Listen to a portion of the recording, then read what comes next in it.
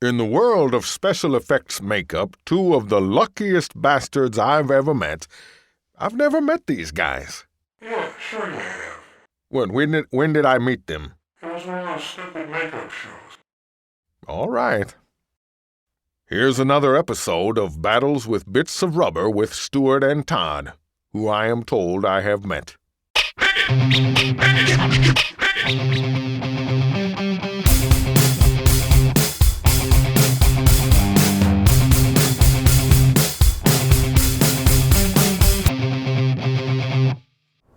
So here we are, still on the catio in Colorado. It's a nice August morning. It's still a little cool this morning.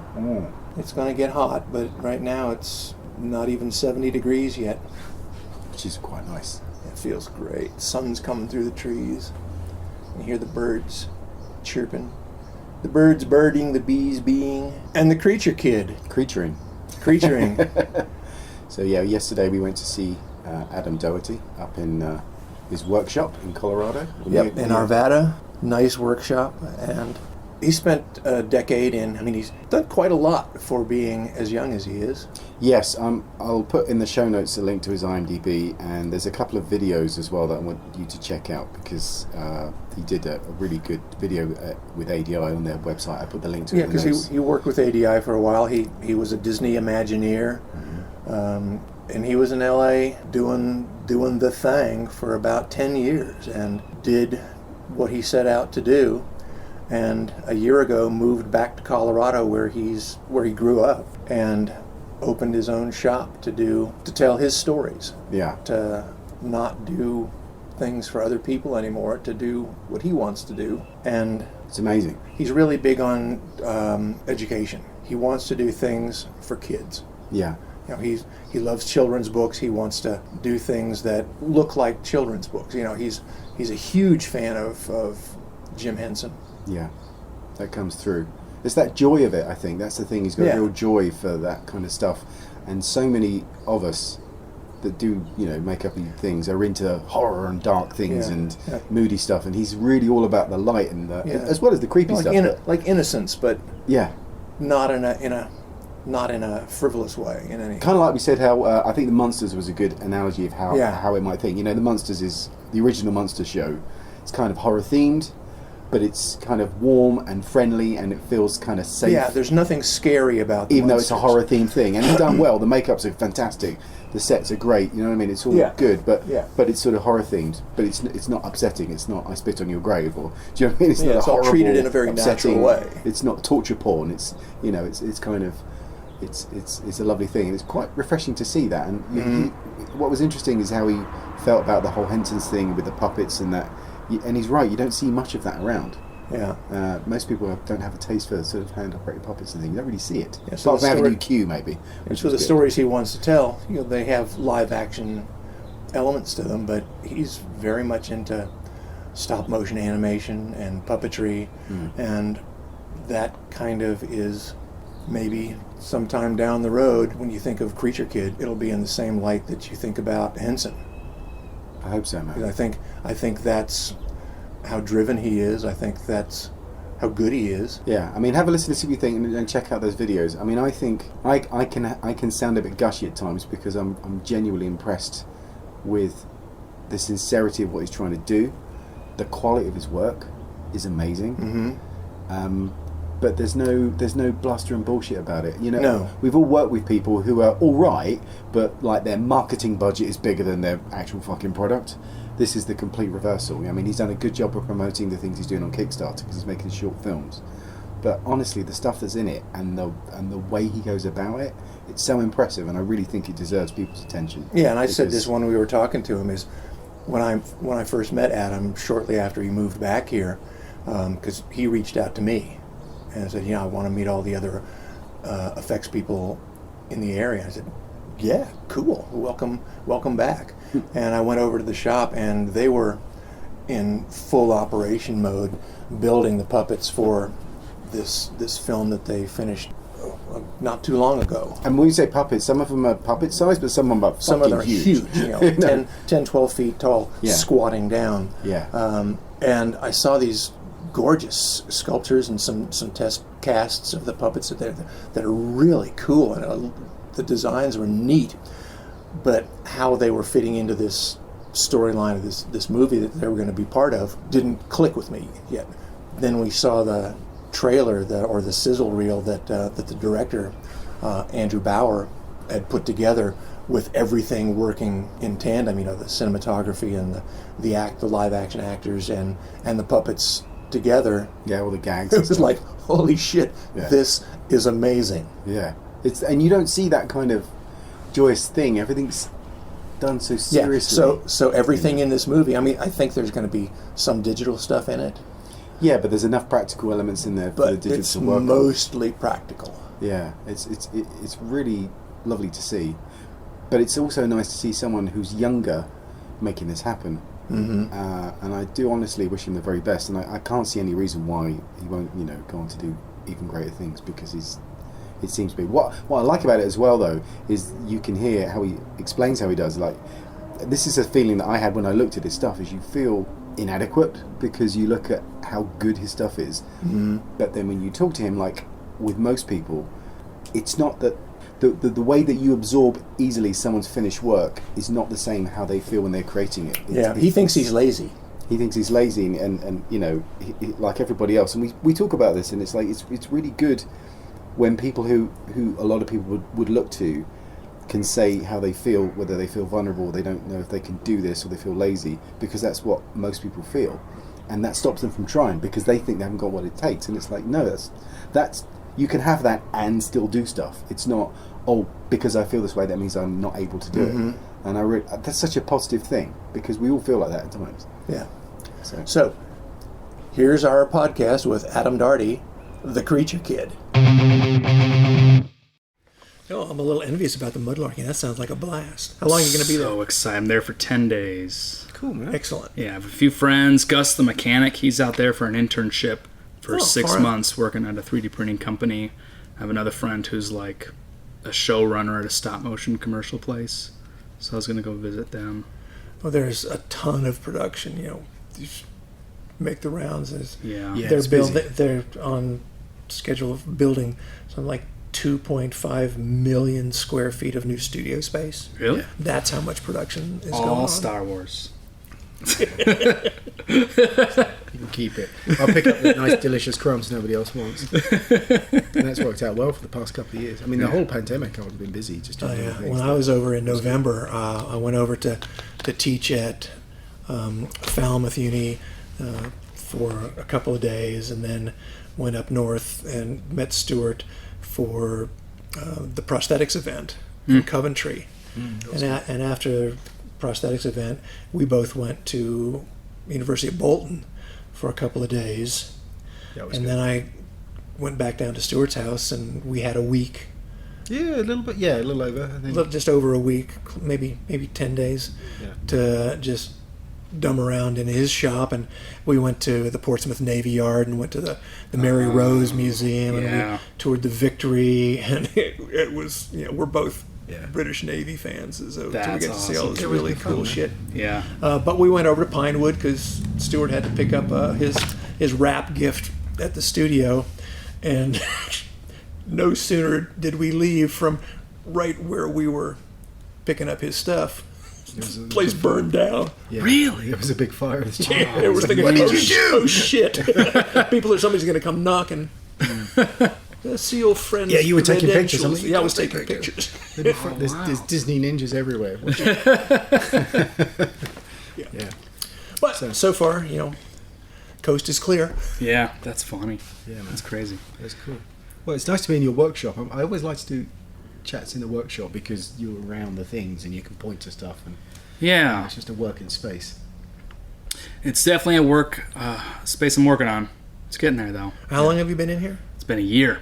And you hit the ground running, I guess, when you moved in. Yeah. So we moved in last August, and but we did the first 2 months of the Onyx build out of my mom's garage, up 10 minutes up north, and then so we had it was me and 3 other people working out of my mom's garage, and then during the summer running silicones and stuff. So actually we had to run silicone in the basement in my bedroom because it was the only cold place, so the silicone wasn't setting up immediately. Yeah. Incredibly embarrassing for a first-time business owner to be like, all right, guys, just let's sit on my bed, let's run some. Yeah, it was the worst. It's terrible. That's the way it starts. Yeah. Well, it is, but also I think that's the thing. I think a lot of people expect things to be like pristine and perfect and right before they do anything. And what I've seen from your stuff is you just kind of buckle up and get on with it. Yeah. And stroll on through. Well, you have a very clear vision in your head of what you want to do.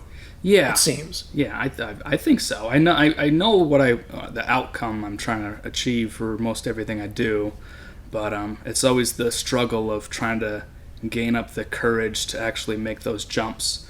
To say yes to a project like this was extremely difficult, but it was at a point in my life where I was, moved home. I left LA. I was with my mom, and we were planning to move to the East Coast actually, and I was just ready to be like, all right, I'm just gonna be that guy who has a shed in the back, and I make art and I just ship it out and I just make things for myself, and I don't want to be in a business anymore, and just kind of like, all right, it's time.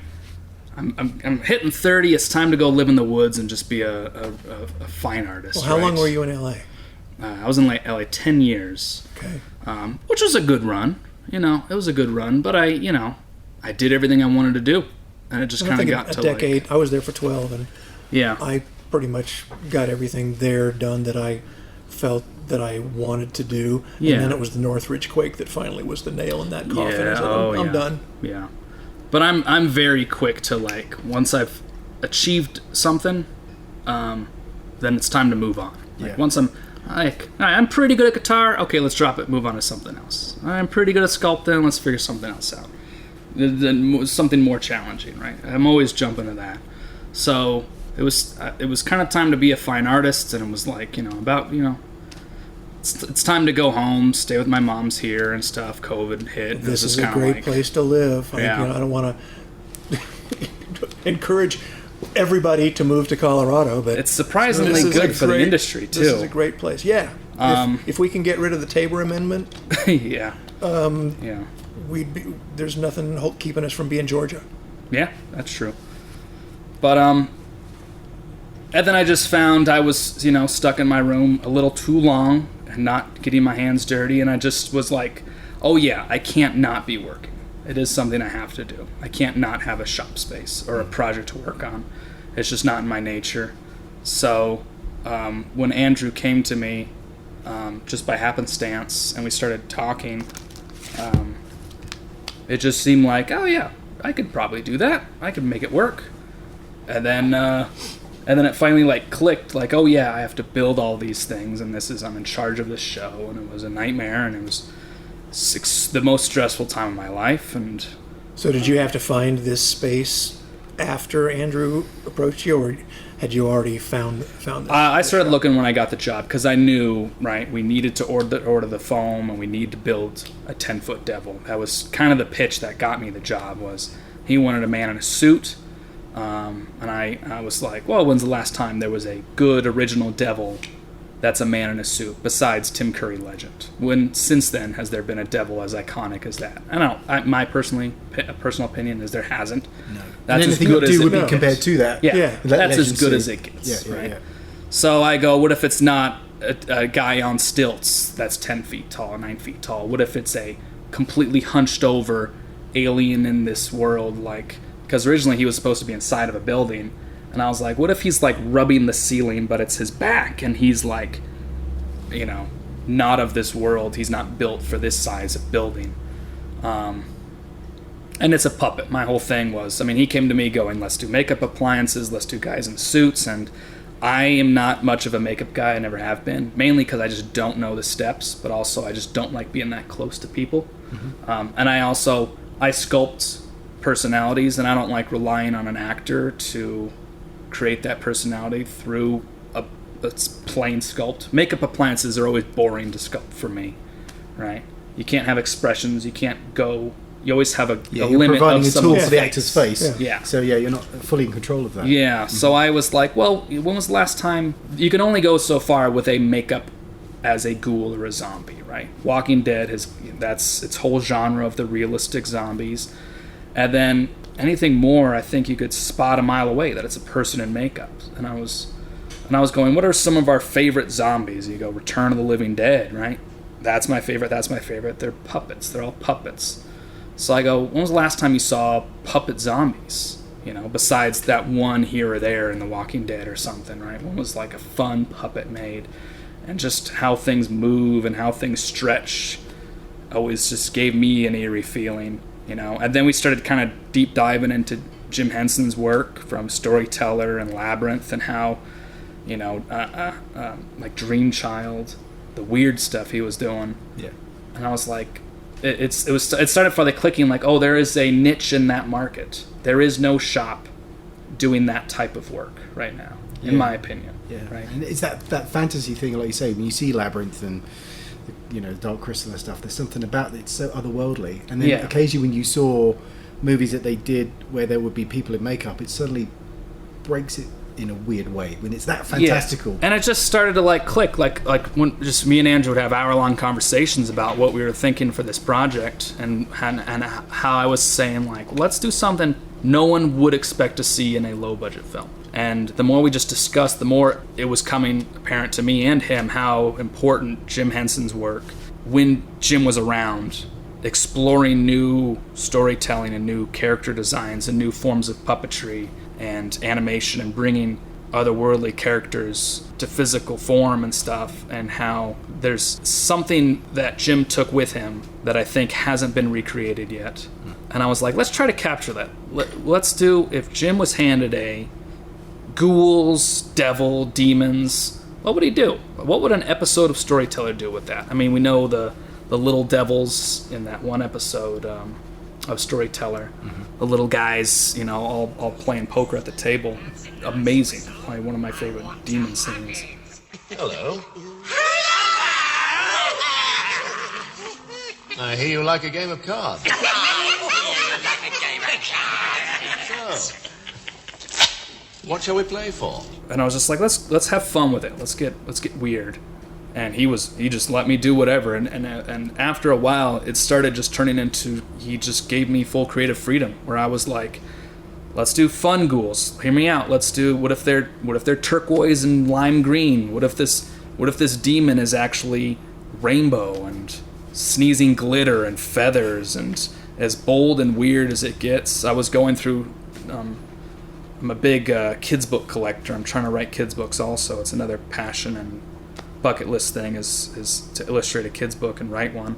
And I was going through my childhood books and some of my favorite authors and illustrations, and I was incorporating those things into my work, right? Bold colors and pastels and feathers and very interesting designs that no one's really tapped into yet, because everyone's so used to video game designs and realistic, and every devil has a lava glowing mouth and glowing cracks everywhere and stuff. Yeah. And I go, let's take it back to some of the early designs of devils, the early 1900s, where it's a naked red man, or it's, just something as simple as just red skin and horns. And how do you make that something as basic as that? Well, one of the things I stressed with some of my students in my sculpture classes, when you're doing character design, creating characters, it's not about creating something that looks realistic.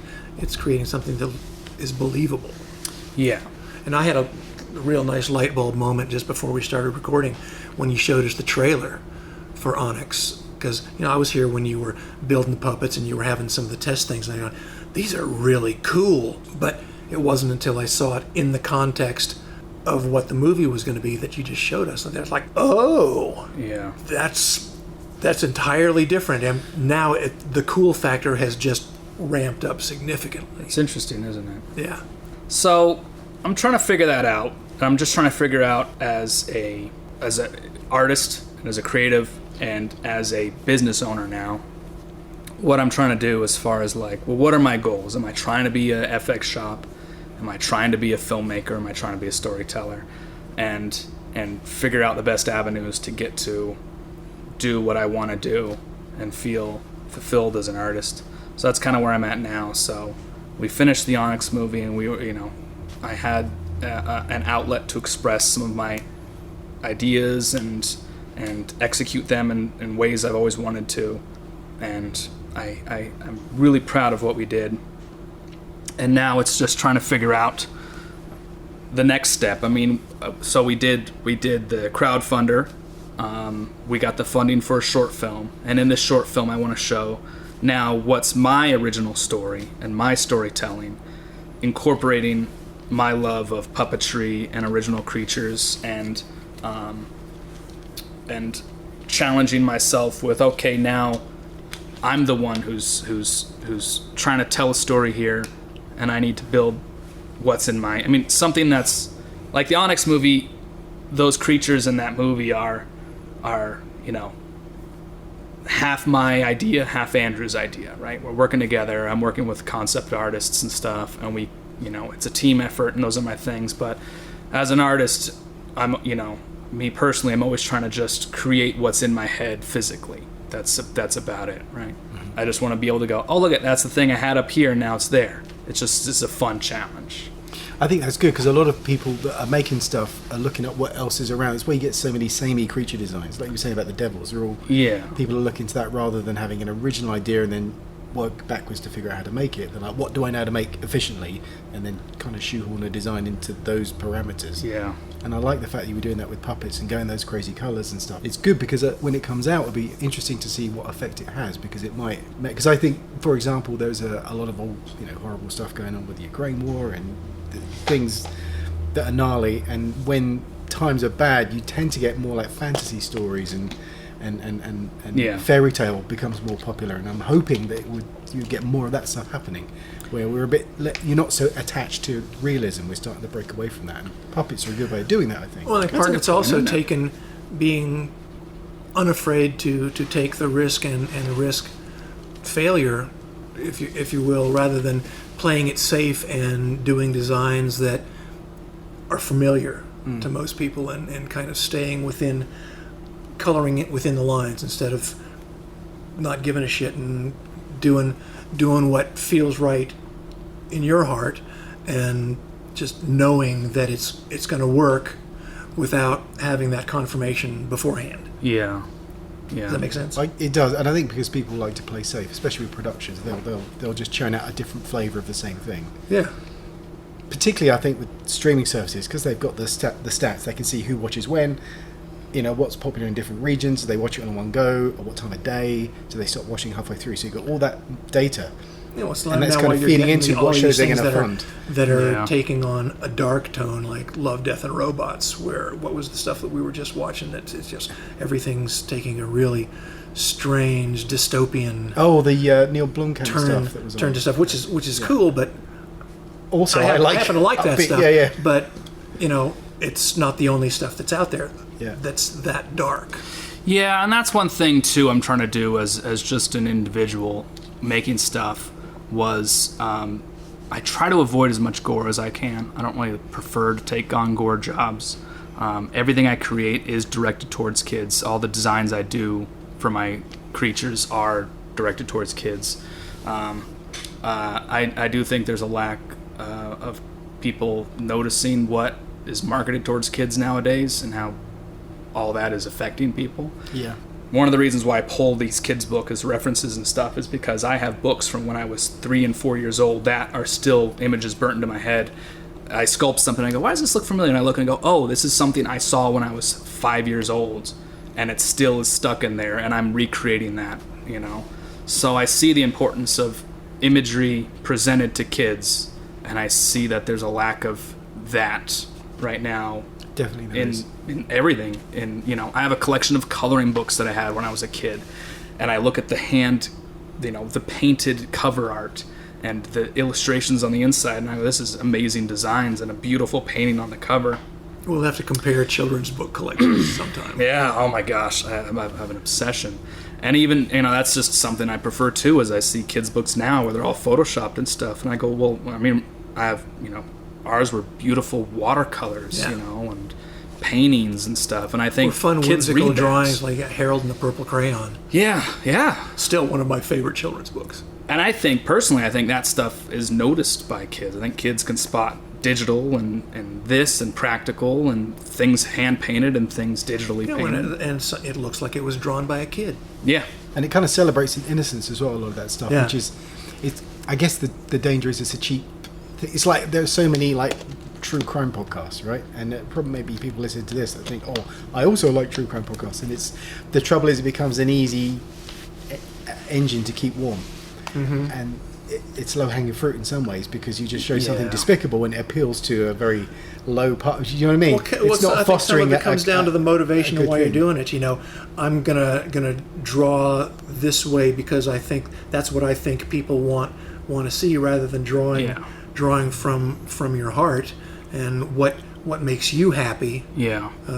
Because if it's truly passionate to you, then that's going to reach other people. But if you're doing it because you think that's what other people want to see, maybe it'll be successful, but unlikely. Yeah. Yeah, you're right with the Hensons thing, though. I mean, I grew up watching, the Muppet Show and stuff, and it was such a joyous thing, and they were all different races. You'd have chickens that didn't use any English words. Do you know what I mean? With the sounds or the Well, I don't know if I'm imagining this whole thing, but I remember when I was a kid, maybe 12 or 13, that there was a summer replacement series that was Henson. It was a Muppet Show before Piggy and Kermit and the Muppet characters that we know. They were all human characters doing these little vignettes, like Statler and Waldorf type of. Yeah, right. But it was a Muppet Show, and it was just a summer replacement series on NBC, I think. Wow. And it was like, oh, this is cool. I've never seen anything like this before.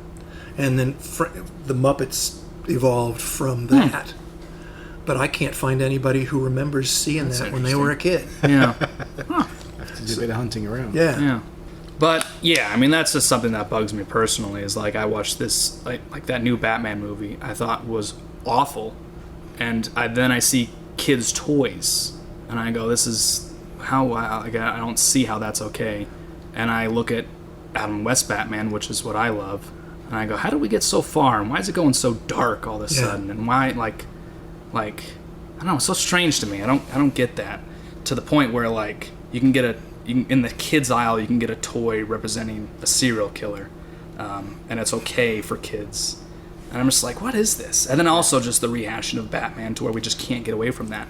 There's no original content anymore of fantasy characters. I mean, as much as I love the Dark Crystal show, other stuff, they're just they're redoing the Addams Family again. Yeah, they're redoing the Munsters again. Yeah, it's like Frank said yesterday, you don't seem to get directors nowadays, you get content creators. They're just trying to sort of fulfill this drip feed of stuff, rather than people go, oh, I've got this vision, I want to make it. It just seems to be like, who can we get to produce this thing? I love the Addams Family with Carolyn Jones and John Astin, but the Addams Family has been done. Yeah, that was a good interpretation. They already did it. Yeah. The way it was supposed to be done. Yeah, and certain things like those, like I'm very excited for the new Munsters, because that is a kids film, and it's directing and it's reintroducing young kids to the Munsters, who obviously will not sit down and watch black and white Munsters anymore. So it is bringing it back, and it is kids now who enjoy Rob Zombie, or young teenagers. Would go watch that, and they might go, oh, this is interesting. I've never seen the Munsters, so I'm all up for that. But things like the Henson Company doing the Dark Crystal show, I love it, and it's beautiful, and it was a great show. But also, Jim was just trying to he did Dark Crystal and he did Labyrinth, and if Jim kept going, I feel like he would just be doing new story after new story after new character, and not just extending the universes over and over again. Yeah. So that's what I'm trying to figure out. So I had always thought, back when I first read The Hobbit and The Lord of the Rings in college, that I thought those would have been great vehicles for Henson. Yeah, can you imagine a puppet going?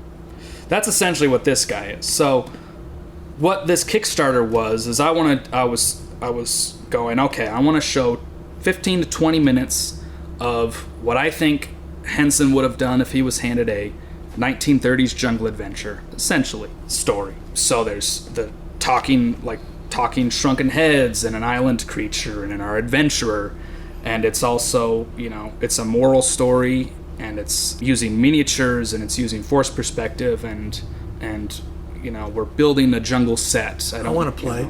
Yeah, it's basically, can we get funding to show 15, 20 minutes of us just playing with puppets and building a jungle story and seeing what would have happened, right? Because, like, the storyteller never took us to the jungle, right? We were always in castles and in fields and stuff. And there's so many things that you can do in the jungle. Yeah. And it's an unfamiliar landscape to most of us, so there's wide open where you could go with that. But it's just this giant fantasy story, and I was selling it, and I was selling the Kickstarter as a 1930s jungle adventure, but it's actually a modern day story about a young girl discovering down a bad path of greed and discovering past stories of greed and corruption and how awful it is in a world, and seeing physical forms of greed, which is represented as our island creature, and then what is portrayed as what we're always taught as this adventurer who's going to a foreign land, who is a hero or Indiana Jones, but actually how corrupt that person is also, and how motivated that person is by greed. And this girl learns this story and discovers the shell of what's left of that adventurer's, career of greed, and how he also has transformed into a monster and is left with nothing.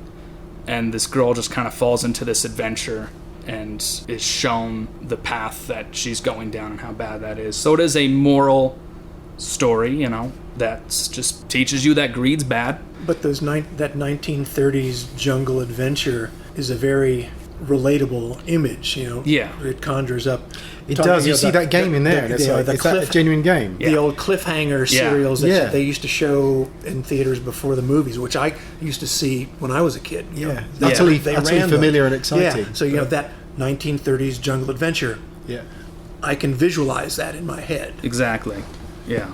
So I'm really excited for the story, and it's just super challenging on trying to write. That's the thing I'm trying to work on now, is writing and storyboarding. And then we're building the puppets, and we're kind of figuring out how to fit a jungle in here and just, wrap my head around that. So that's what I'm trying to do, is just show, like, with minimal amount of money, but with full creative imagination. You can't, like, that's another, like, I always hear, practical is just so expensive. It takes so much time, But it's cheaper than CGI.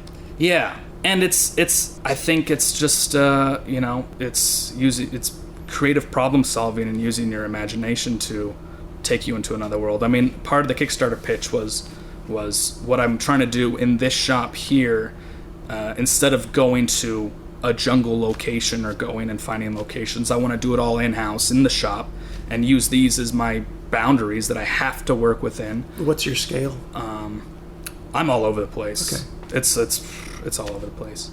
But I was referring to a lot of George Millier's work, where they had one building, and they still took us to the moon, and we went underwater, and we explored all these different worlds, and it's simply just painted flats, and even that looked great. So that's what I'm trying to show off here. So we're having the tiny volcano, we have the tiny boat, we have a larger scale, dinghy that's going to take us to the island. We're building the whole quicksand scene here.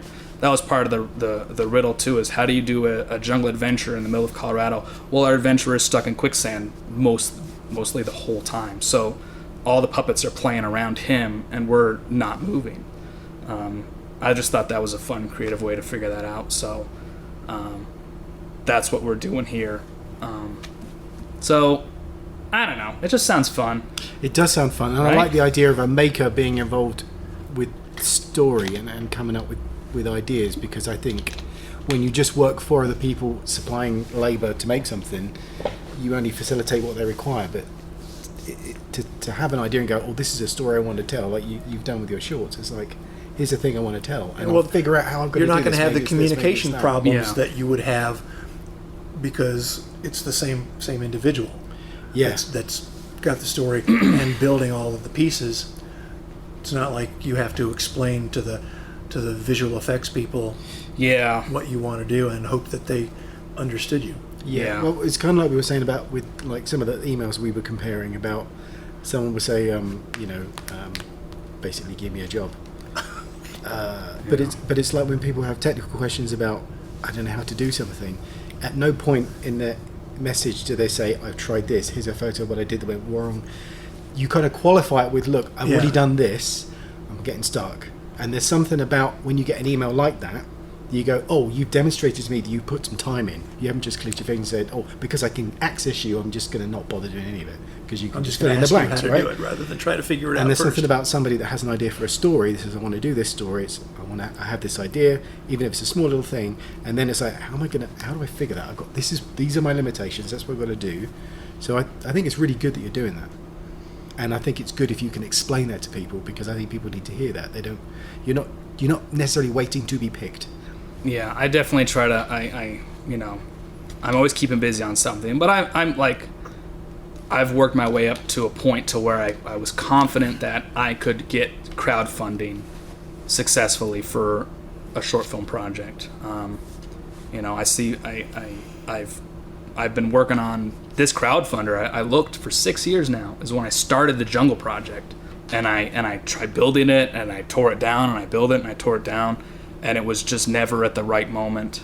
And I knew, just as a creative, I had to put myself in a position, which is what I did, to where either I do a crowdfunder or I have to move out of my shop. That's the position because I'm pretty lazy. This is what it is. I think I'm pretty lazy. And I'm also just, I'm not very confident in my work, to where I had to put myself, I knew if I put myself in a position of either I move out and I lose what I just worked hard for, or I gain up the courage to finally push to get my storytelling funded to tell it, which is when we launched the Kickstarter. It was great. I was showing a friend of mine the graph of my business income, basically, and pretty much right before the Kickstarter funding hit my bank account, I had about $200 in my business bank account, to where it was like, literally, rent was like in 3 days, and it was timed just right, where I launched the Kickstarter. I knew 30 days, and it takes 2 weeks to get the funding after that. But like I said, I've been working on the Kickstarter plan for 6 years. I've been fortunate enough to been working for companies that were getting crowd-funded feature films in, where I got to work on those films and talk to the directors and go, how did you do it? You did a crowdfunder, you funded a short film, and then somehow that short film got $1.5 million to make a feature. What are you like? Well, I see you're doing it. I see how this guy did it, and I'm working for him too. I see, and that was kind of like the Onyx movie was a Kickstarter funded feature. But the past, I've worked for 3 other Kickstarter features that were just Kickstarter funded short films that somehow got funding to then be made into features. So I've seen it happen over and over and over, and I kept being the guy who was helping make the effects for that. And I was just going, I feel like I could do that too. I feel like I'm a decent storyteller. So I knew it would work.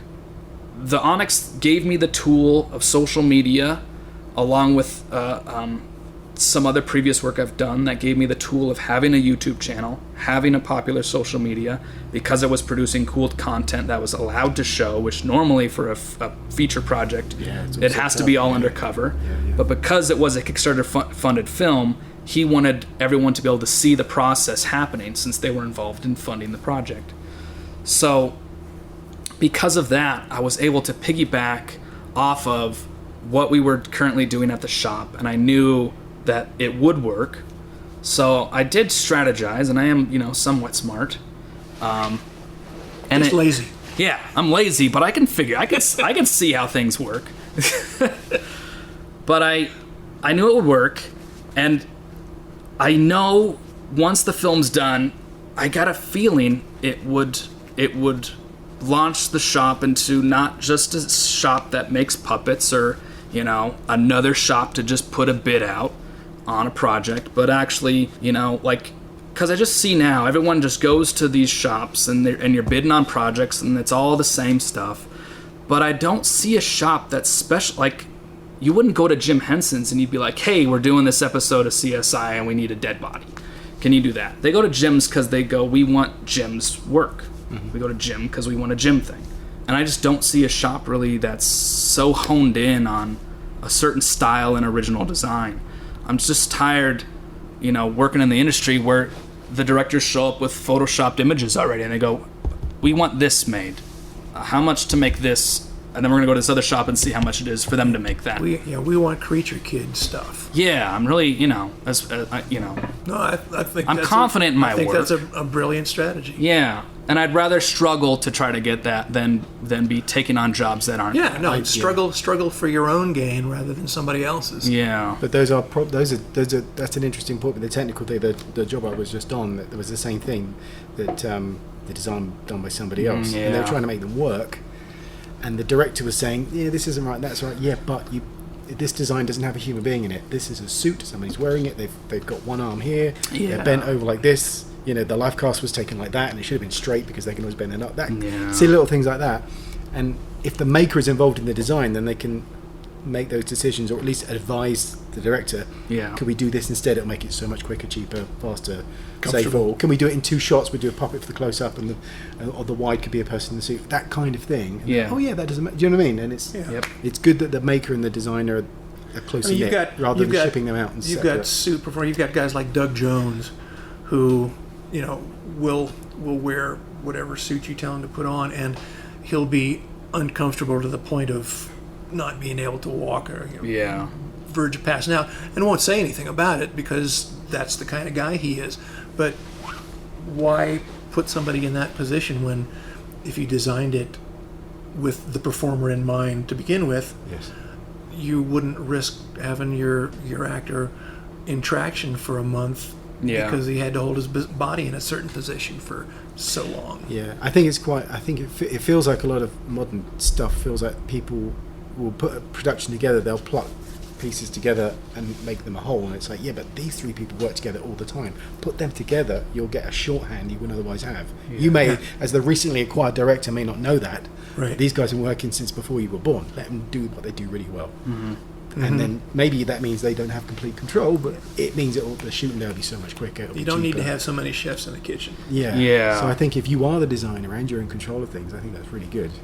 So that's a good thing to push for, I think. I'm trying. I mean, a lot of the times I feel like I'm failing because the shop, isn't crazy busy right now. That's kind of the nature of an artist, is we're never satisfied. So it's scary. I think that's also the call on the ball is when you're right in that zone, when you're feeling that discomfort and lets you know you're still on the right track. Because if you just don't give a shit, or you feeling that everything's fine, then you're either not trying hard enough, or you definitely need to be doing something different. I don't know, that's what I'm trying to do. Cool. See if it works. It's very cool. No, I love the puppet stuff. I mean, when I look in through the Instagram, seeing the ghouls and stuff, what I liked about it was it had in not that it was Muppety, but it had a familiarity to it. But I also realised I hadn't seen anything like that since forever, and it's lovely, and it's really cool. There's something about puppetry and then incorporating it with because you had animatronic eye movements that that you guys built here. But do you get to keep the puppets? Are they coming back to you, or do they all belong to Andrew? Puppets are directors. I know. Wouldn't it be cool? Yeah. Well, at least you've got molds. Yeah, I got little stuff. Yeah, I know. I was thinking maybe some display pieces at some point if I ever get to it. Or like collectible statues. I thought would be fun to make eventually. But right now I do need to separate myself from the characters a little bit, because I was obsessed with them for a year. And another example of why I really want to pursue my own stuff, because I prize possessions is my Pug Lou puppet, and there's just something about making something of your own original design without anybody's say in it, and then being able to look back at that in 10 years from now. Like, I'm excited in 10 years from now when Andrew pulls out the puppets, and I can be like, wow, that's crazy. I can't remember. It's right. It's like you don't remember doing all that work, and then you look at it and you go, wow, that's a trip. I can't believe I did that. That's crazy. I'm really good, But at the moment, you're like, I hate it. Get it out of here. It's terrible. And then when it's shooting, you're like, oh, it didn't work right, or it wasn't quite perfect, And it's always chasing that, like, how to make something look exactly how you imagine it. But then looking back on it later and going like, oh yeah, that is pretty crazy that I did. In the movie, my friends are transformed into soulless monsters, and I must rescue them back from another world in brink, lest they be gone forever. It was important to us to harken back to a time in cinema when puppets had personality and presence and were pivotal in plumping out the pathos of the film. That's the kind of stuff that's motivating me for the Jungle thing. As hard as it is to write the current struggle and storyboard it all. And I'm just looking at like, I gotta build a full set here, I gotta do this, I gotta, you know. I'm trying to make it as fun as I possibly can, but even as fun as something as making a tiny volcano and putting a smoke grenade in it, shooting it in slow motion, you know. As fun as all that sounds, you still just go, man, I'm you know, worried about 12 bills hitting in the next week, and then I'm worried about, I'm worried about I can have fun now, but if, you know, what's the outcome? Will I be able to afford rent once this is done, you know? And it's all those things where it's just like, it just makes it hard. So I'm trying to like every day be looking at books of, you know, my favorite artists and watch movies of my favorite filmmakers and be like, all right, this is why you gotta pull your teeth and struggle right now. It sucks. You gotta carve a tiny volcano, but once it's done, you'll look back and be like, that's really cool. That looks like a little boat going to a tiny volcano island. Or those look like real shrunken heads talking. I know. Or this looks like we're in a jungle. So, trying to make it work.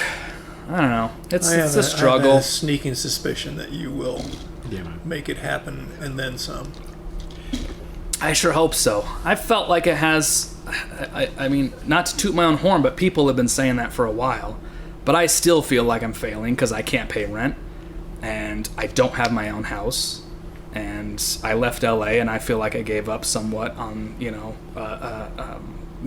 as working from a shop, working on huge Hollywood movies, and then now being in the middle of Colorado, and trying to push for my own thing. I mean, no matter what, you feel like you're not there yet. You feel like you were there. Yeah. Even at Imagineering, I'm like, man, I shouldn't have quit. I was there, I was working, I was an Imagineer, right? That's some people's life goals, is to how do I become an Imagineer, right? And I was doing it and I didn't like it. And I'm doing something else. So, but that's probably the whole point, right? Is the pursuit of trying to be happy. Yeah, and then you recalibrate. I think so. Yeah, it's about always being outside your comfort zone. Yeah. And when you find yourself being comfortable doing what you're doing, it's time to get outside your comfort zone again, because that's the only way you're going to improve and get any better. Yeah, I don't know. If you just plateau and stay comfortable, it's that conflict of struggle. That's being alive. There's no joy in that. Yeah, I guess, right? No, it is for artists. Yeah, because when you get older, you may have acquired those things, but then you have different concerns. Your parents are elderly, or you've got this to worry about, and now your leg hurts, or you know what I mean. There's always something, and I think when people look at people's work, this is why I think it's really nice to talk to you about this, because you look at your work, you see this hugely prolific output, amazing quality stuff that's lovely, and stuff that we haven't seen before. These puppets are amazing, and then you're saying, I feel lazy, I don't feel this. Like, yeah, I do. Do you know what I mean? There are going to be people that are beating themselves up and go, you can still do good work. Just like the fact that you feel that way, or anyone who feels down, that doesn't mean that you can't do it. That's just how you feel. Yeah, and it's good to hear that. I'm not enjoying hearing your suffering. What I'm saying is, I feel that too, and I think everyone that's doing it, because you don't get that when you see the finished work. Like I joked about, like, you can't see the pain of holding up a puppet on camera. It's like, but it's true. But there's a lot of stuff that isn't seen by other people, and unless someone explains it and says, this is what it cost me, or this is what I've missed out on because of it, or it's just keep pushing forward rather than, and it doesn't seem like you do at no point. It doesn't seem like you're living in the past. You're using what you've learned and going, right, I'm going to use that to inform the next decision, and every time it's a dice roll. But you go with the best of intentions, and you're doing it for the right reasons. You're not doing this because you're trying to screw people over, or you're doing it because you want a good story, you want good work. And whether you admit it or not, I don't see sloppiness around me. Yeah, when I look at the things, this is not, the detail that goes into these things. I've worked with enough sloppy people to know that's not what that is. So I think it's quite normal for humans to feel less than worthy. And you're also not doing this because you think that's what other people want to see. You're doing it because this is what you want to see. Yeah, that's true. I do. And because we already talked about it, because of your passion in doing it for you, that's what's going to draw other people to it. Yeah. And there's a familiarity to it as well. Like I said, when you look at that old ball game, there's something about it that, you don't see that nowadays. But it's got a kind of nice warm thing about it. It feels inclusive. It's not a kind of like, I know, if you don't like I spit on your grave, then you don't belong to that genre kind of thing. It's like, that's fair enough. But what about Muppet Treasure Island. It's quite a cool movie. It's one of my favorite movies. Love that movie. So good. You know, and when you see some of the puppets and things, it was like the monsters as well. Like, it's sort of a horror themed thing, but at no point are you disgusted or horrified or terrified. Do you know what I mean? So it has all of the good stuff. Fred Gwynn as Herman Munster is, this. Yeah, but he doesn't have to tear her tits off and smash her face down for that to be a good story. Do you know what I mean? But it's fun. Yeah. It's fun, I want to start a band called Eddie's Got a Girlfriend. That was the name of one episode. Yeah. That's awesome. Very, very cool. Yeah, I'm trying. It's a struggle, but it is worth it. Everyone, and anybody who's listening, I remember being a high school sculptor going, man, I wish I could get to that level where I'm working on toys. I want to be a sideshow sculptor. That's a goal, right? And I couldn't get there, and I'd work, and I was trying to get there, and now I go, I look at Guillermo's work and JJ's work and Peter Jackson's work, and I go, man, they did it, right? They did their film with their best friends, a low budget, Sam Raimi, you look at, that's Sam Raimi's the textbook. High schoolers who made a feature film with hardly any money. What's the old Judy Garland, Mickey Rooney? Hey, let's put on a show. Yeah. My dad owns a barn. Let's get some sheets and we can do lights behind it. Yeah. But now, I watch these movies now while I'm struggling at that point to do it, and I just go, man, I wonder, was Sam Raimi just like miserable, thinking, man, this is probably not going to work the whole time, not knowing what his career would be, Was it just, with them you could see it's a group of friends having fun, but I can't imagine the stress level, especially for him when he was like 21 when he did the first Evil Dead. I can't even imagine, doing something like that, and just working on my first short film, like a real legit short film. It's so stressful, and I just keep thinking of like, it's got to be good. If it's good, this can come from that. That can come from it. If it's bad, what am I gonna do? So it's always just trying to remember, like, no matter what you make, something about it will be good. Some good outcome will come from it. People will see that you did the work, and it will pay off if it just gets finished. You might not get a call from Guillermo going, this is amazing, let's go make a movie now. But another effects job might come from it. It might just be enough to build up the audience to where I could try another Kickstarter and do a 45-minute short film. It's just constantly, you're always fighting yourself. That's the whole problem of it all. I think that is it, yeah. Right? Yeah. And you change, like, if you get to a place where you wanted to be, you change your perspective, don't you? You shift. Like you said, you became an Imagineer, and you're like, it's not what I thought. Yeah. But you don't know. Be sad about you don't know until you try. Yes, and I'm the same. I've worked on film, like big films. I'm kind of going, is this it? I remember being like, a big Marvel movie, being like, there are reshoots, and I'm like, I thought it was going to be different. But I think what's important is to really analyze why you think that, because I think there are aspects to it we go, well, I like sticking on makeups. What I don't like is sitting around for 18 hours not being used. Yeah, that's not a bad thing to be annoyed about. No. Because what you've decided is, I'm going to find a way to use my time more effectively, not be wounded by the dashed dreams. It's not dashed at all. You've fucking done it. But when you climb a mountain, you're looking up. When you're up there, you see something else. It's like you've got to keep moving. I think that's really important. Yeah. And it's always difficult. Yeah. I think. So that's what I'm doing lately. That was all a bit gushy. Sorry, but I honestly feel that way, and it's like I say, I know how it is when you feel like, it's all above, on top of you and everything, but there's something pure about having a good idea and working hard towards it. So please keep doing it.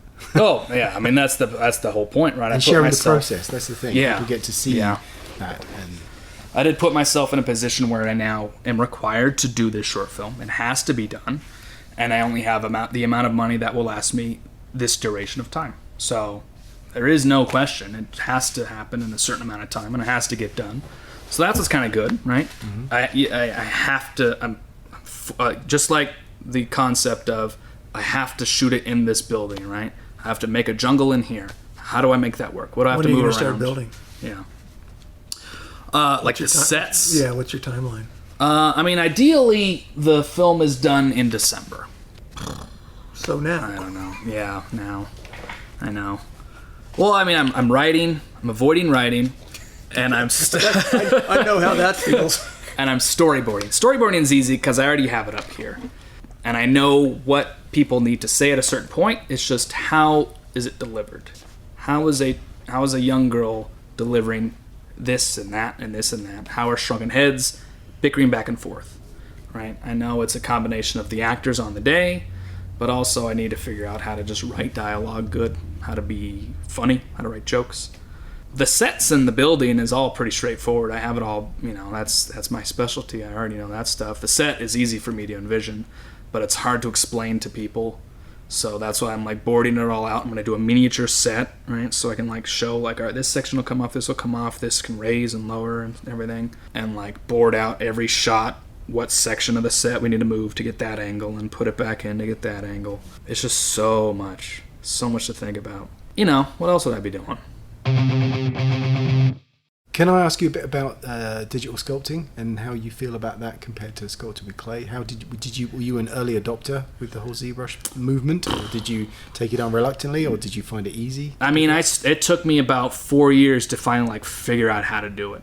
I actually got my job in Imagineering by saying I was a digital sculptor, and I didn't know how. So they hired me, and I that day bought ZBrush and tutorials and crash course, and I messed up stuff, but I had to put myself in a position to where, right, just like this movie, I had to learn it because I was being hired to learn I was being hired to work with it. So, I mean, it's been years and years and years. I love it. I think it's great. I'm teaching people how to do it. I think it's a wonderful tool. I think for characters, I have to do them in clay. Everything for the Onyx movie was sculpted in clay. We blocked out proportions and body stuff. I mean, the devil was done digitally. Concept-wise is pretty easy to blast out digitally, but usually for the island creature, I have to have it in a ball of clay, and I just change and try to find the personality in the clay. I think it's much easier to find a personality in clay than it is in digitally. I think personality's hard digitally, but that's just my opinion. No, I know what you mean. There's something about the tactile sensation of clay that helps. Yeah, that, I think. Yeah, but I think ZBrush is a wonderful tool for any kid trying to learn how to do it, because you literally can. You don't have to buy any tools, but just like anything, digital will be gone sooner or later. And I think anybody who's digital, I can spot a digital sculptor who can't traditionally sculpt. I think everybody should learn the basics and know how to be a traditional sculptor as well as a digital sculptor. We know traditional sculptors, who don't think digital sculpting is sculpting. Yeah, that's a difficult conversation to have, isn't it? Because it is, but I also see how, like you say, if you can't do both, it's a different thing. And I know a lot of good sculptors, people like Simon Webber, who were dyed in the wool clay sculptors that made the shift and they sculpt digitally, but it's informed from years of sculpting with clay and that understanding, and there's something missing, I think. Well, it's nice to not be getting little bits of wax clay stuck to the bottom of your shoe and ruining your carpet. Track through the carpet. Yeah, but I like sculpting. Yeah. I do. It's true. I love pushing wet clay around. There's nothing quite like it. Yeah, I can't tell how many digital sculptors I've had to teach asymmetry to, because they're so used to just the symmetry always being on, and I can tell that's digital because it's symmetrical. You need to turn it off halfway and then start sculpting freehand. That's twice as much work. That's the point. I know. I'm working on this creature right now, and I know there. As a Creature from the Black Lagoon fanatic, I know how many digital creatures have been made as far as products and toys and sculptures, and I see every error in a Creature from the Black Lagoon sculpture done digitally as it's always symmetrical. I could count he's the easiest one to do symmetrically because it's so much work, but the creature is one of the most asymmetrical monsters out there. I mean, so I'm doing this creature sculpt completely asymmetrical, because that's what the suit is, and I think it translates, and I can spot a symmetrical creature a mile away. I hate them. Just because I'm a creature, psycho. I know it. And they were born out. You and Steve Wang. Yeah, right? Oh, yeah. Beautiful creatures. They're born out of that, like you said, when that was made pre-digital. So if you apply that digital sort of sheen to everything, ruins it. Red flag. Yep. But I love digital. I think it's great. And I have a few projects that are just strictly digital that are at a scale to where I physically can't sculpt them anymore. They're so tiny, Or something like The Devil, where we printed it at a large scale and then we took measurements and calipers and incorporated that and carved it out of foam because... You had that first and then you could do that to... Yeah, we five times it and carved it out of blocks of styrofoam. That's amazing, though, because that's so useful to be able to figure that out. Yeah, exactly. And also to win over people who don't quite know what you mean, you can show them that. Yeah, we had made it so we had a little Ken doll inside of there and stuff. stuff. The sculpture was really fantastic. Yeah, it's just another tool. Yeah. I love it. But it's the same as... It's probably the same argument as CGI guys would do or digital guys would do. I see there's a, It's just finding that happy medium. But I could spot digitally altered practical effects a mile away, and it bugs the crap out of me. I think the thing with the digital side of things, especially for big movies, and this was a question I asked Rick Baker because I think this was a years back before I was kind of more familiar with ZBrush, was that if you wanted to make a thing, you could make a thing. Yeah. If you want to make a thing for a Marvel movie, there's 50 animators involved in that.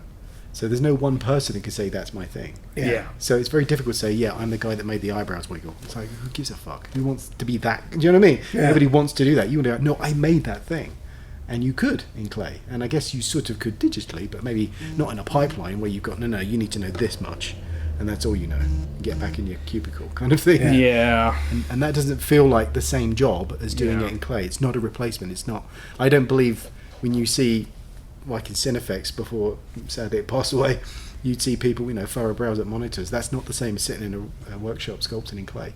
Because when people come around to visit, like directors, whatever, bring their family around, everyone's always jazzed when they go in the mould room or see the sculptures being made. Seeing a bunch of rendering machines is not the same. Yeah, it cracks me up to see how many people are pro-practical, yet they are still scared to do 100%. They always want to alter it. They're always like, well, we should, right? Oh, yeah, now there is no 100% practical. Where no show where makeup isn't being digitally cleaned up. Yeah. I watched the Stranger Things, where they go, Vecna's all practical. He's all digitally altered. His hands CG altered. The new Predator movie, CG altered all over the place. And it's funny to try to go, it's so weird how people are so promoting practical, yet they are scared to go full practical again. I don't know why. It's so strange. That safety net. But then also changing things that may not need to change. I know there are elements in it that you go, well, that didn't have to be that. Yeah. Like, why'd they CGI that hand? That's weird. Just so it looks less glovey? Then why'd you make it a practical glove? I'm still pissed about the Beauty and the Beast. When they did... Yeah. They did Dave and Lou did fabulous, beautiful, practical Beast. Yeah. And then fucking did the whole thing digitally. Yeah. And it's obvious.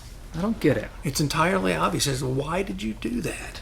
Yeah, it's odd, isn't it? Because the makeup looked phenomenal. Yeah.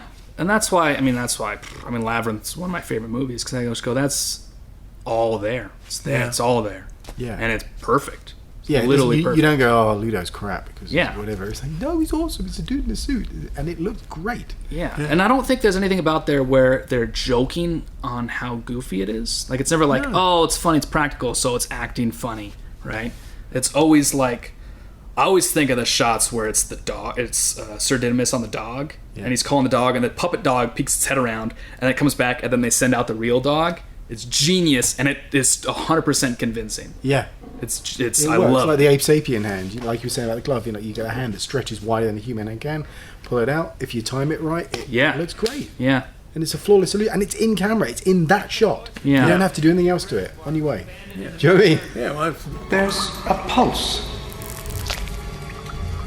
There. A cistern on the other side. Come back to the thing. Yeah. 100% in camera. Yeah. Just run some of the film backwards, but you know nothing what? digital. Yeah. Also, I think a lot of never notice. I think a lot of digital shots end up being thrown on because people just don't want to plan stuff. They don't want to make those decisions in the we'll moment fix or think about it in We'll advance. fix it in post. They go, yeah, we'll just do this and the but other. And CGI then, is twice as expensive as practical. yeah, and then you get a bunch of, poor CG people that are just having to work day and night to get all this stuff done that was piled on to the end because people were cutting corners or not I doing don't think the work at CGI the beginning. costs are coming down. When I was doing visual effects animation in the mid-'90s, before I switched to practical, because, not being able to touch the stuff I was working on, our average per finished second of approved animation average cost was $650 per second. Whew. Some of the stuff we did for Disney and Warner Brothers was like $1,800. That was then. In mid-'90s. Wow. Yeah. It's nuts. Yeah. Yeah.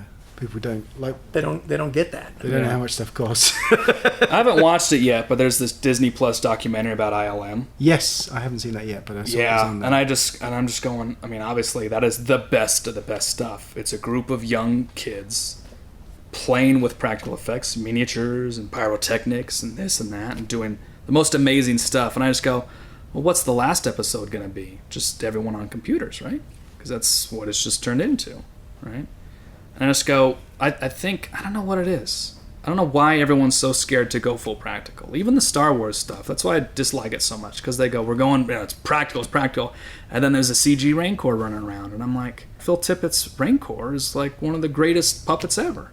And why did they not figure out a way to bring the Rancor back as a practical thing? Or the CG Jabbas, The white orc in, was it The Hobbit? Yeah, they did all Lord CG. of the Rings, the orcs were all practical makeups, and they were Then you cut to this- amazing. And then you cut to this It pulls you out of it. fucking digital thing that's... I mean, is it just a time and money thing, I guess? The moment's gone. Time on set, I guess? I have no idea. I don't know, but I'd rather just struggle and do... That's why the short film, right? I'd rather just do 20 minutes of full practical on how I want to do full practical and how I love it than be doing practical for a large studio that'll then CG over it or cut it out of the movie or alter it in some way, right? I say it all the time, man. It's getting to be like a broken record. Nothing says real like real. Yeah. Yeah, it just needs to be done well. And I think if you do that, that's good because then it gives somebody an example to point to where those things don't exist. Yeah. Not really. Yeah.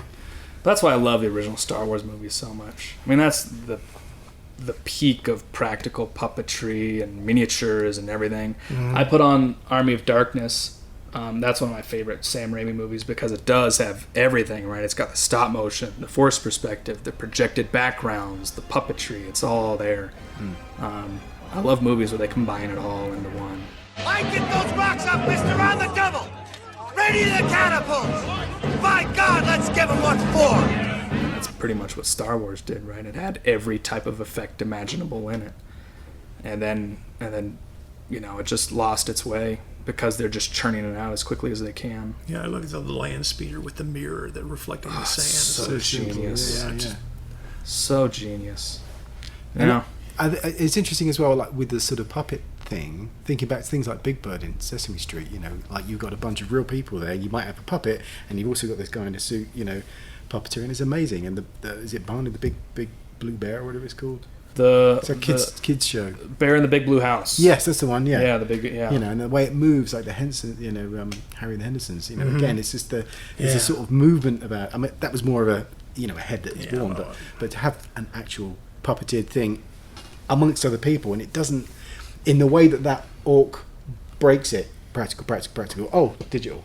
You don't see that when you got kid, adult, Oscar the Grouch in the bin, and this, guy walking around in a Big Bird suit. Well, none of that looks out of place. The original shows that the actor's looking at a tennis ball on the end of a C-stand rather than an actor in a suit and makeup. Yeah, it just doesn't. Yeah, it doesn't jive, and there's something about that. Yeah, making that work as a whole. And I guess as well, it's like we were saying about like at colleges when people do like an orc makeup, but then you stick that in a supermarket, it looks stupid.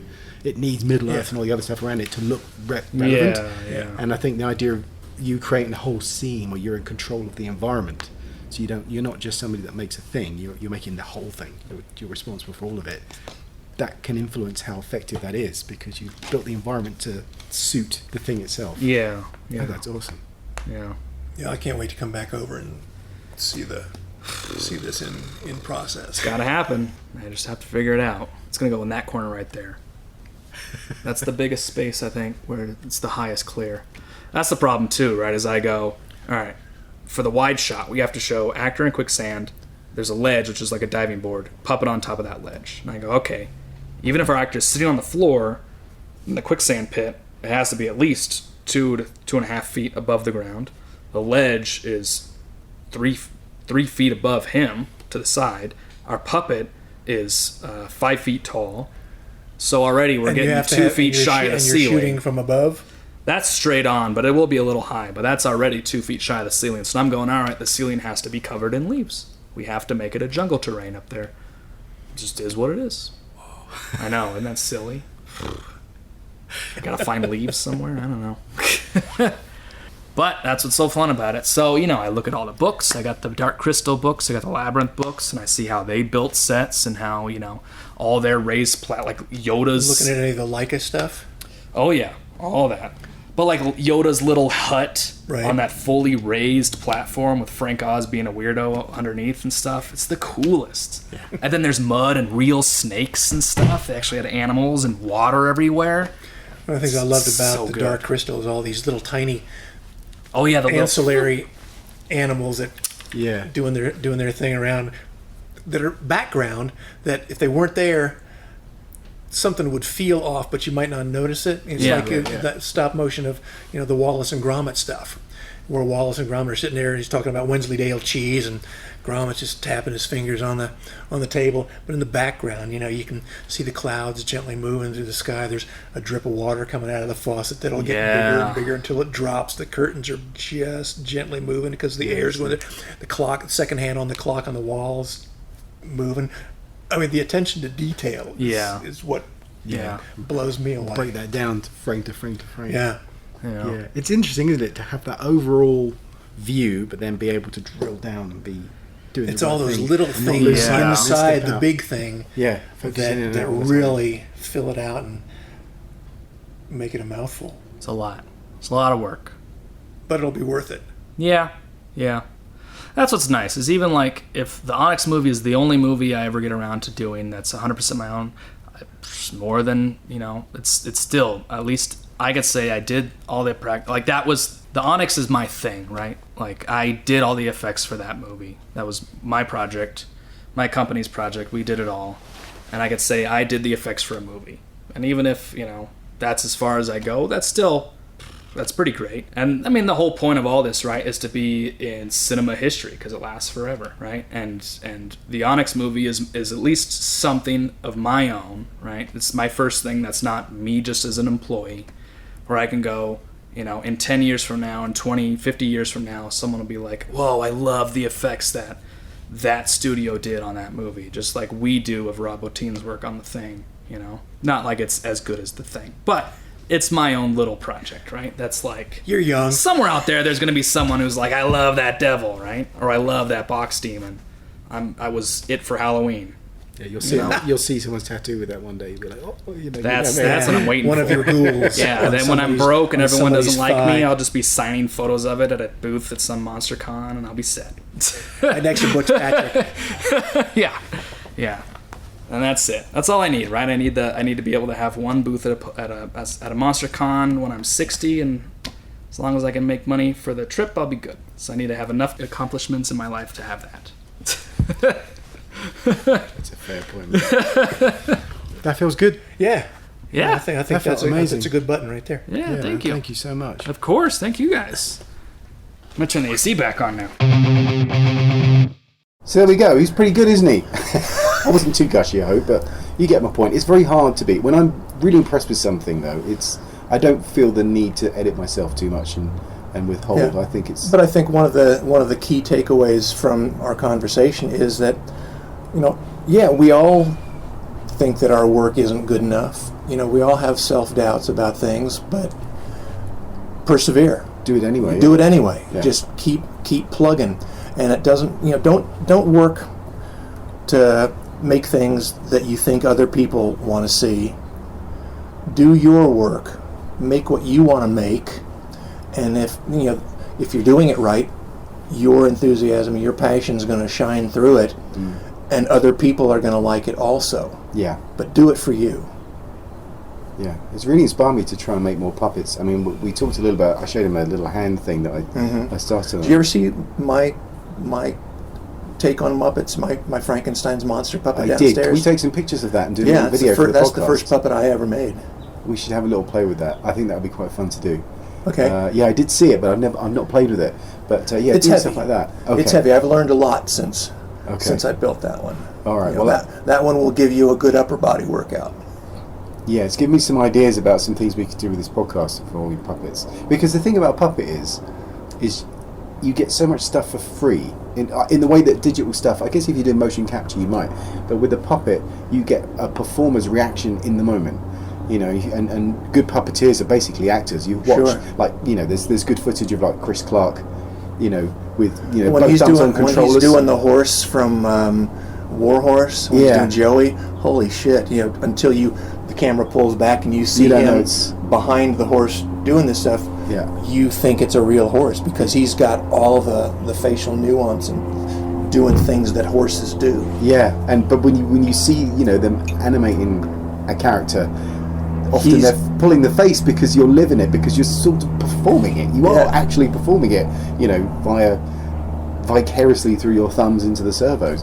But when you have a hand in a puppet, I mean, I remember I did one day shoot. It was a photo shoot on Star Wars. I think it was Solo. So you had all these characters in makeup and just did one day application and sticking around for the day. And there were some characters where they were big masks and they had animatronic elements. And it looked like they were makeups because they were faces, but the face was just too far up from the human head to be a real head. And there were some other sort of hand puppet things. So that stuff was all headed up by Neil Scanlon, and I remember him saying about there's no jeopardy. Okay. There's no jeopardy involved. So you need to kind of do that. If you're working freelance, you'll have your external things in, but if you're trying to do it yourself, you have to kind of set yourself, I think, time limits. I think you've got to give yourself a schedule and meet your schedule. You are your own boss, and you've got to satisfy yourself by meeting those goals. If you're making a short film from scratch, you've got to set your deadlines for having the script done and approved, and at some point you got to finish the script so you can shoot it. Yeah, but people are listening to this thinking, "Oh, I'm not going to make a film." Don't matter. You might make a nose. Yeah, think of a little thing for the whatever nose task you've set for yourself. Give yourself a schedule to follow. Yeah, and I think including in that a location where you're going to photograph it as well. It's the only way to be productive. Yeah. Have a plan and. Yeah, it's like we've pretty much set ourselves a schedule for what we wanted to do this week, and we've done it. Yeah, and it's nice because that way you're making progress. I think it's quite nice to have a checklist to tick things off. Mm-hmm. You have your main task, then you break that task down into a series of smaller tasks, and then as you wade through them, you just tick them off. You can actually see the progress. If you try and hold that in your head, you lie to yourself. You think, oh no, I didn't really do that properly, or I forgot that I did that. So you don't really keep track of it. But if it's on paper in front of you, you can see I've done that. It feels good. Yeah. And invariably you'll find that there are extra steps you didn't anticipate. But that's the thing, isn't it? It's not knowing everything. But I think starting small is good. And if you can't make a film yet because you're not at that stage, maybe you don't want to be a filmmaker, try making a nose. I'm quite evangelical about this. Making noses is if you want to make prosthetics, I think making a nose is a good way to start. Make a good nose that you'll put on somebody, then they won't be able to tell that somebody's wearing a false nose. Yeah, give yourself a week. Plaster mould, plaster nose cast, sculpt it, mould it and plaster, get a latex out, stick it on, paint it up. You do that in a week. Cost you pennies. Yeah. And you'll find out what you don't know very quickly. Rather than saying, "Oh, my first thing is going to be an entire Hunchback of Notre Dame suit." It's probably not going to. Yeah, no. Don't bite off more than you can chew. Yeah, because it's a good way, I think, of avoiding doing stuff, because you can just kid yourself there's too much to do. So that's why I think it's good to start small. Which is why when you see the amount of stuff that Adam's done, it's like, Jesus, man, how can you call yourself lazy? Yeah. Well, and with that, since I'm losing you today. Sorry, man. Yeah. Heading back to Texas. But it's been great. It's been really good. But now let's go downstairs and scan some shit. All right. Sounds good. You can get in touch through our Facebook page or email us at stuartandtodd@gmail.com. Check the show notes for more information. If you enjoyed this episode, tell someone else and help us grow by sharing it on social media. Thanks for listening. I'll rip his